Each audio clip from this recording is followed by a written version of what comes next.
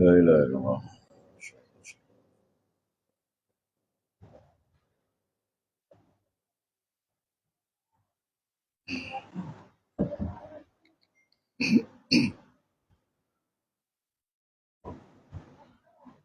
Alhamdulillahil qail. A'udzu billahi minasy syaithanir rajim. Minal mu'minina rijalun sadaqu ma ahadullaha alaihi. Faminhum man qadha nahbahu wa minhum man yantazir. Wa ma baddalu tabdila. Asyhadu an la ilaha illallah wahdahu la syarika lah. Wa asyhadu anna sayyidana Muhammadan abduhu wa rasuluh.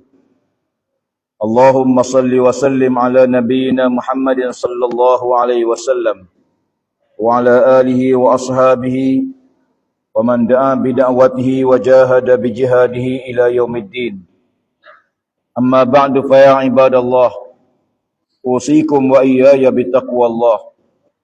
Wa tazawwadu fa inna khairaz zadi taqwa wattaqun ya ulil albabi la'allakum tuflihun. Sidang Jumaat yang dirahmati Allah, marilah sama-sama kita meningkatkan ketakwaan kepada Allah Subhanahu wa taala dengan melaksanakan perintahnya dan menjauhi larangannya. Dan marilah sama-sama kita mempersiapkan bekalan, dan sebaik-baik bekalan itu ialah takwa kepada Allah Subhanahu wa taala. Sempena Hari Pahlawan Negara dan sambutan Maah Hijrah 1444 Hijrah pada tahun ini, marilah sama-sama kita menghayati khutbah yang bertajuk Segagah Khalid Al-Walid. Para jemaah dirahmati Allah sekalian, bila disebut tentang pahlawan, fikiran kita akan terbayang seseorang yang gagah, yang berani, yang tegas dalam mempertahankan sesuatu prinsip. Sesungguhnya jasa dan pengorbanan para pahlawan negara yang bermati-matian mempertahankan dan memperjuangkan kedaulatan negara tidak harus dipandang ringan oleh semua pihak. Perjuangan mereka hakikatnya amat bernilai di sisi Allah Subhanahu wa taala. Dalam masjid yang mulia ini, saya ingin mengambil salah seorang tokoh pahlawan di zaman Nabi sallallahu alaihi wasallam. Beliau ialah Khalid Al-Walid bin Al-Mughirah, yang terkenal dengan taktik dan strategi peperangan yang sangat hebat. Hingga beliau tidak pernah tewas dalam sebarang peperangan yang beliau memimpinnya. Di zaman Abu Bakar As-Siddiq radhiyallahu anhu, sehingga di zaman Sayyidina Umar Al-Khattab radhiyallahu anhu, keberanian Khalid Al-Walid terserlah dalam menegakkan dan mempertahankan agama Allah, sehingga beliau dikenali dengan Saifullah, yakni pedang Allah. Pada awalnya beliau merupakan panglima tentera musyrikin Mekah, dan namanya menjadi masyhur tiba-tiba dalam peperangan Uhud. Setelah beliau memimpin pasukan musyrikin menggunakan taktik meninggalkan harta-harta yang banyak, kemudian di atas kesempatan Suatu mana tentera Islam turun daripada Jabal Ruma, Khalid Al-Walid telah berjaya menguasai bukit tersebut dan kemudiannya telah berjaya dalam peperangan itu hingga baginda sallallahu alaihi wasallam tercedera. Melihatkan ketangkasan Khalid Al-Walid, Rasulullah sallallahu alaihi wasallam pernah mengungkapkan satu kalimah yang masyhur. Antaranya kata baginda, aku hairan kepada seorang laki-laki bernama Khalid Al-Walid. Beliau gagah dan cekap. Tapi kenapakah dia tidak gunakan kebijaksanaan, kepetahannya, kecekapannya dengan ajaran Allah Subhanahu wa taala yang aku bawa? Seandainya Khalid Al-Walid tahu dan faham dengan ajaran yang aku bawa dan dia sanggup berjuang bersama-samaku, Khalid akan aku jadikan jururundingku dan sentiasa berdamping di sisiku. Doa Nabi, hajat Nabi sallallahu alaihi wasallam diperkenankan oleh Allah, di mana Khalid Al-Walid memeluk agama Islam pada tahun ke-8 selepas berlakunya peristiwa Hijratul Rasul dan pembukaan kota Mekah. Sidang jemaah yang dirahmati Allah, Khalid Al-Walid merupakan seorang pelima perang yang masyhur. Namun ketika pemerintahan Khalifah Umar Al-Khattab, beliau telah dipecat dan diganti dengan Abu Ubaidah Amir Al-Jarrah di waktu mana berlaku kemuncak peperangan. Sepucuk surat daripada Khalifah Umar dihantar lalu diserahkan ke tangan Khalid Al-Walid. Lalu Khalid membaca surat tersebut. Surat itu ialah meminta beliau undur ke belakang dan diganti payung perang dengan Abu Ubaidah Amir Al-Jarrah. Apa yang menjadi kebanggaan, Khalid kemudian terus berundur ke belakang dan menobatkan Abu Ubaidah sebagai panglima tentera. Dan Khalid terus berjuang. Tidak nampak sedikit pun rasa kecewa dengan tindakan yang dibawa oleh Umar Al-Khattab. Bila ditanya kepada Khalid, kenapakah kami lihat bahawa kamu terus berjuang berjihad dengan langsung tidak menunjukkan rasa duka cita, sedih atau marah bila jawatan kamu digugurkan? Jawapan Khalid Al-Walid, aku berperang kerana Allah, bukan berperang kerana jawatan yang aku pegang. Inilah keikhlasan perjuangan Khalid Al-Walid yang mempamerkan kepada kita bagaimana hebatnya bukan saja fizikal, tapi keimanan yang ditunjukkan oleh Khalid Al-Walid. Benar sabda Nabi sallallahu alaihi wasallam, as-sam'u wa ta'atu haqqan 'alal mar'il muslim bima ahabba aw kariha ma lam yu'ma bi ma'siyatin fa iza umira bi ma'siyatin fala sami' alaihi wala ta'ata. Kamu dengar dan kamu taat arahan pemimpin adalah wajib bagi kamu, sama ada kamu suka atau tak suka, selagi mana kamu tidak diarah kepada perkara maksiat. Namun sekiranya kamu diarah kepada perkara maksiat, jangan kamu dengar dan jangan kamu taat. Prinsip inilah yang menunjukkan kepada kita tindakan Umar Al-Khattab untuk memberikan kefahaman bahawa jangan kita hanya kagum pada seorang manusia, tapi kagumlah kepada ketentuan Allah Subhanahu wa taala. Ikhlas dalam perjuangan sebagaimana ingatan Nabi sallallahu alaihi wasallam, innallaha la yanzuru ila suwarikum wa amwalikum walakin yanzuru ila qulubikum wa a'malikum. Sesungguhnya Allah Ta'ala tidak melihat kamu pada rupa paras kamu dan harta yang ada pada kamu. Namun ya Allah lihat ialah pada amalan kamu dan hati kamu. Muslimin yang dirahmati Allah, Khalid Al-Walid terkenal sebagai penakluk yang paling agung dalam sejarah Islam. Beliau menyertai lebih pada 50 peperangan sejak memeluk agama Islam. dan beliau tidak pernah tewas dalam mana-mana peperangan yang beliau bersama-samanya atau beliau mengetuainya. Sejarah yang begitu panjang, namun tatkala mana Khalid Al-Walid berada pada penghujung kehidupannya, Khalid Al-Walid meninggal pada 18 Ramadan 21 Hijrah ketika berusia 55 tahun. Sewaktu beliau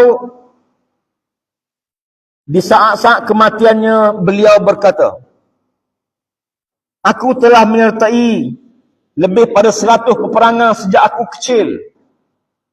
50 peperangan zaman Islam, 50 peperangan sebelum Islam. Aku telah menyertai lebih pada 100 peperangan sejak aku kecil. Dan setelah aku masuk Islam, aku mengharapkan Allah kurniakan kepadaku pahala mati syahid dalam medan peperangan. Hampir tidak ada sejengkal pun pada tubuhku kecuali terdapat bekas luka pukulan pedang, kujaman tombak atau tusukan anak panah. Namun lihatlah aku sekarang. Allah mencabut nyawaku di atas tempat tidurku, bukan di medan perang. Inilah yang disebut ada orang yang diberi pahala syahid walaupun dia tidak mati di medan syahid. Maka kerana itu menjadi tanggungjawab kita umat Islam untuk menjadikan diri kita penolong-penolong kepada agama Allah. Kunu ansarallah. Jadilah kamu penolong-penolong kepada agama Allah. Kata Khalid Al-Walid, janganlah mata ini terpejam sebagaimana terpejamnya mata orang yang penakut. Tidak ada suatu amalan yang paling aku harapkan daripada la ilaha illallah, dan aku terus berjaga dan memelihara kalimah tersebut sehinggalah aku meninggal dunia. Khalid Al-Walid wafat dalam keadaan mendapat kehormatan dari Allah Subhanahu wa taala. Minal mu'minina rijalun sadaqu ma ahadullah alaih faminhum man qadha nahbahu wa minhum man yantazir wa ma baddalu tabdila. Di kalangan manusia ada laki-laki yang membenarkan janji dengan Allah, yakni gugur syahid di medan perang, manakala yang lain menunggu giliran masing-masing dan mereka tidak berganjak dengan mempertahankan akidah tersebut. Muslimin yang dirahmati Allah, sempena juga sambutan Hijrah 1444, negara mengambil tema keluarga Malaysia pemangkin kemakmuran. Kita melihat betapa pentingnya kita umat Islam dijadikan peristiwa hijratun Nabi sallallahu alaihi wasallam sebagai titik tolak perubahan. Sewaktu mana Umar Al-Khattab menerima surat daripada gubernur-gubernurnya, salah satu suratnya menarik perhatian Sayyidina Umar. Surat tersebut berbunyi antaranya, wa amirul mu'minin, surat-surat yang Tuhan hantar kepada kami tidak ada tarikh, yang menyebabkan kami tak tahu mana surat yang dulu dan mana surat yang kemudian. Hendaklah ditentukan tarikh. Lalu Sayyidina Al-Khattab mengumpul kibar sahabah, sahabat-sahabat utama. Sahabat utama ni sahabat yang terlibat dalam 3 peristiwa. Yang pertama mereka hijrah ke Madinah, yang kedua ahli Badar, yang ketiga mereka terlibat dalam perjanjian Hudaybiyah. Ketiga-tiga ni dipanggil kibar sahabah kerana Allah jamin syurga kepada semua yang terlibat dalam 3 peristiwa. Dan Nabi SAW menyebut dalam hadis, khairul quruni qarni summa allazina yalunahum summa allazina yalunahum summa yarsul kazib. Sebaik-baik kurun tu ialah kurunku. Lalu ada yang cadang dijadikan peristiwa hari ataupun kalender Islam bermula dengan turunnya wahyu. Ada yang mencadang lahirnya Nabi SAW, ada yang mencadang tarikh wafatnya Nabi SAW, ada yang mencadang turunnya wahyu Allah dan peristiwa peperangan dan sebagainya. Dalam banyak-banyak peristiwa besar, Umar Al-Khattab mengatakan, aku mengambil peristiwa hijrah sebagai tarikh awal kalender Islam. Kenapa? Kerana berubahnya suasana. Mekah yang masyarakat hentam Nabi, nak bunuh Nabi, hina Nabi, herdik Nabi, halau Nabi, rampas harta, hilang maruah Nabi, kepada suasana di Madinah yang mengangkat Nabi, menyanjung Nabi, memuliakan Nabi, mengangkat Nabi sebagai pemimpin, bukan saja sebagai Rasul. Dua zaman yang melihat kepada perubahan yang sangat ketara. Oleh kerana itulah kita melihat pentingnya kita dalam konteks negara ini untuk sama-sama kita mengambil manfaat dan pengajaran daripada firman Allah Ta'ala, A'udzubillahi minasyaitanirrajim, wa man yuhajir fi sabilillah yajid fil ardi muraghaman katsiran wasa'ah, wa man yakhruj min baitihi muhajira ila Allah wa rasulih summa yudrikhul maut faqad waqa'a ajruhu 'ala Allah wa kana Allahu ghafurur rahima. Dan sesiapa yang berhijrah kepada jalan Allah yang untuk membela dan menegakkan Islam, nescaya dia akan dapati di muka bumi ini tempat berhijrah yang banyak dan rezeki yang makmur. Dan sesiapa yang keluar daripada rumahnya dengan tujuan berhijrah kepada Allah dan Rasulnya, kemudian dia mati dalam perjalanan tersebut, maka sesungguhnya telah tetap pahala hijrahnya di sisi Allah Subhanahu wa Ta'ala. Allah Maha Mengampun lagi Maha Pengasihani. Mudah-mudahan kita semua mengambil pengajaran dengan 3 peristiwa besar ini. Yang pertama, kepahlawanan merupakan sifat terpuji bertepatan dengan matlamat menjaga agama, maruah bangsa dan negara. Justru perjuangan para pahlawan negara yang terdiri pada tentera, pihak polis, anggota pasukan keselamatan dan lain-lain, dan juga atas dukungan para alim ulama dalam membebaskan agama, bangsa dan tanah air daripada dijajah, misi dihargai dan disyukuri. Yang kedua, keberanian, kesetiaan, keikhlasan, perjuangan Khalid Al-Walid menjadi model dan contoh kepada kita dalam menegakkan kebenaran dan mempertahankan kebenaran tersebut. Dan yang ketiga, perjuangan Nabi SAW dan para sahabat yang tercatat dalam peristiwa hijrah merupakan teladan yang berguna kepada kita semua. Mudah-mudahan Allah Ta'ala merahmati dan menjadikan kemuliaan kepada kita. Barakallahu li walakum fil Qur'anil azim wa nafa'ani wa iyyakum tilawatahu innahu hamidum majid.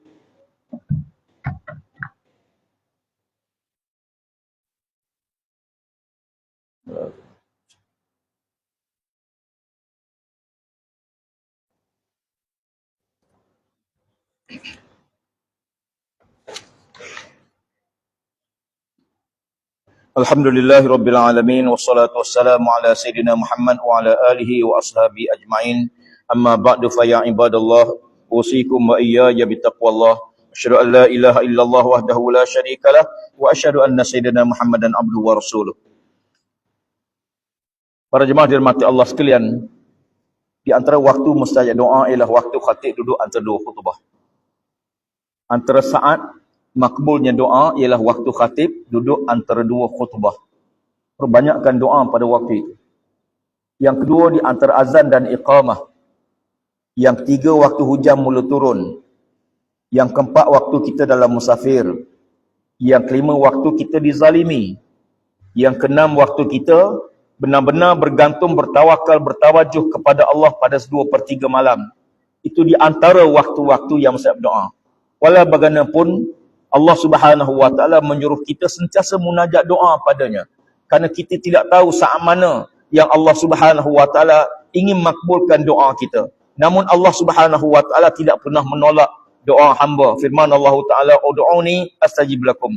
Mintalah padaku, aku akan perkenankan doa kamu. Kata ulama, kadang-kadang Allah bagi yang kita minta. Kadang-kadang Allah ganti yang lain, yang penting yang kita tak minta.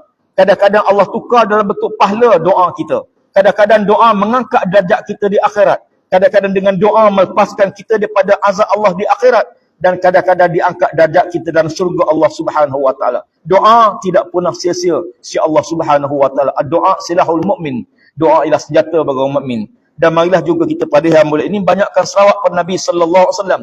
Kerana perintah Allah dalam Quran, innallaha malaikatahu yusalluna 'alan nabi ya ayyuhallazina amanu sallu 'alaihi wa sallimu taslima. Allahumma salli 'ala sayidina Muhammad wa 'ala ali sayidina Muhammad kama shallaita wa sallamta wa barakta 'ala sayyidina Ibrahim wa 'ala ali sayyidina Ibrahim fil 'alamin innaka Hamidum Majid. Wardallahu minal khulafa'ir rasyidin wa an baqiyati sahabati ajma'in wa an tabi'in wa tabi'in tabi'in lahum bi ihsan ila yaumiddin. Warda'na ma'hum ya akramal akramin. Allahumma fil muslimin wal muslimat wal mu'minin wal mu'minat al-ahya'i minhum wal amwat innaka sami'un qaribun mujibud da'wat wa ya qadiyal hajat. Allahumma aidi bi taufiq wal hidayah wassihati wassalamah malikina kepada dia yang maha mulia Seri Paduka Baginda Ketua Agung As-Sultan Abdullah Ri'atuddin Al-Mustafa Billah Syah Ibn Sultan Haji Ahmad Syah Al-Musta'in Billah wa kadzalika kepada dia yang maha mulia Seri Paduka Baginda Raja Permaisuri Agung Tuanku Haji Azah Aminah Maimunah Iskandariah binti Almarhum At-Tawakkil Allah As-Sultan Iskandar Al-Haj. Allahumma ja'al baladana Malaysia aminah mutmainnah